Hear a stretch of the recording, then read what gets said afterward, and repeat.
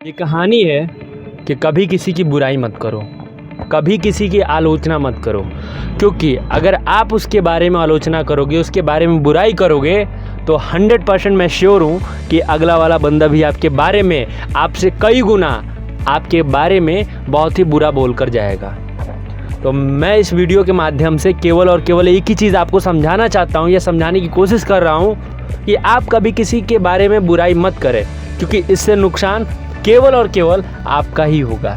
एक बार एक राजा के महल में खुले आसमान के नीचे कुछ ब्राह्मणों के लिए खाना बन रहा था। तभी अचानक एक चील जो बहुत ही ऊंची उड़ान भर रहा था, बहुत ज़्यादा ऊंची उड़ान भर रहा था, और वो अपने पंजों में एक सर्प को मार करके लेके जा रहा था और ऊंची उड़ान भर रहा था। सर्प की आखिरी सांस चल रही थी। सर्प के पेट में थोड़ा सा जहर बचा हुआ था और उसको नहीं पता कि नीचे कुछ ब्राह्मणों के लिए खाना बन रहा है या फिर नीचे महाराज का दरबार है या फिर दरबार है। उसने अपना जहर ऊपर से उगल दिया और ये सारा जहर उन ब्राह्मणों के खाने में जाके गिर गया जो उन ब्राह्मणों को खाना देना था।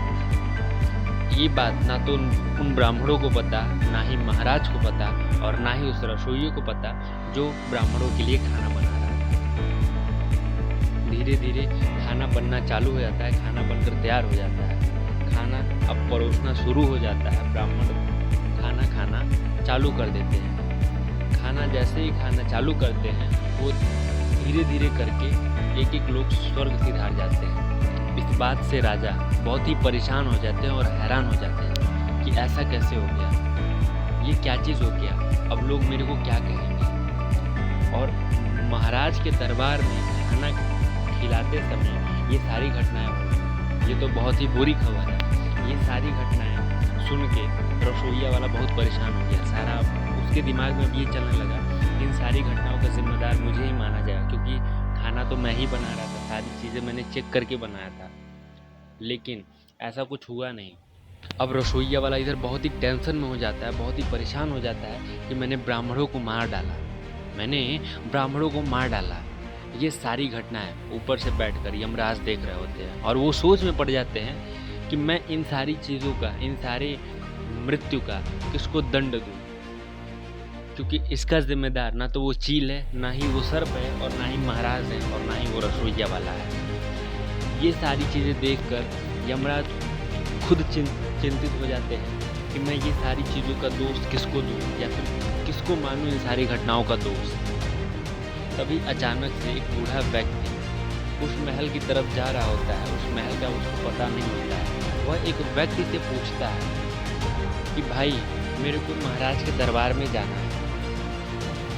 तो वो व्यक्ति उस बूढ़े व्यक्ति को मना करता है कि आप उस महल की तरफ मत जाइए, क्योंकि वहाँ पे राजा ने कुछ ब्राह्मणों को खाने पे बुला करके उनके खाने में जहर देकर मार डाला है। ये सारी घटनाएं ऊपर से बैठकर यमराज देख रहे होते हैं और कहते हैं सीधे अपने सेवकों से कि इन सारी घटनाओं का जिम्मेदार उस व्यक्ति को डालो जो ये सारी चीज़ें बता रहा है। सेवक बहुत ही डरते डरते पूछता है, महाराज उसको तो इस घटना से कुछ लेना देना ही नहीं है, वो तो इस घटना के बारे में कुछ जानता ही नहीं। तो यमराज जवाब देते हैं कि आप बताओ कि क्या उस चील का दोस्त है जो खाने की तलाश में उस सर्प को लेके जा रहा था, या फिर उस सर्प का दोस्त है जो अपनी आखिरी सांसें गिन रहा था, या फिर उस रसोइये वाले का दोस्त, या फिर उस महाराज का दोस्त है। इन सारी घटनाओं का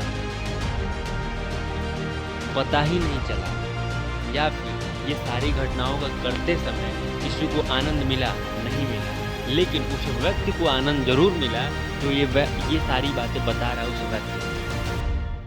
तो मैं सीधे सीधे इस कहानी के माध्यम से आप लोगों को केवल एक ही चीज़ बताना चाहता हूँ कि कभी कभी ज़िंदगी में हम लोग कुछ ऐसी परेशानी आ जाती है, कुछ ऐसे प्रॉब्लम्स आ जाते हैं जिनके हम लोग जिम्मेदार नहीं होते, लेकिन फिर भी हम उस मुसीबतों का सामना कर रहे होते हैं। क्योंकि हम जब दूसरों की बुराई करेंगे, दूसरे के बारे में सोचेंगे, दूसरे के बारे में अच्छा ना सोच के केवल उल्टा सीधा सोचेंगे, तो जाहिर सी बात है यही होगा। मैं इस कहानी के माध्यम से केवल और केवल आपको यही बताना चाहता हूँ कि आप कभी भी किसी के बारे में बुरा मत सोचें। अगर आपको अपने बारे में अच्छे सुनना है, अच्छा बनना है, तो एक अच्छा छाप छोड़ कर जाइए।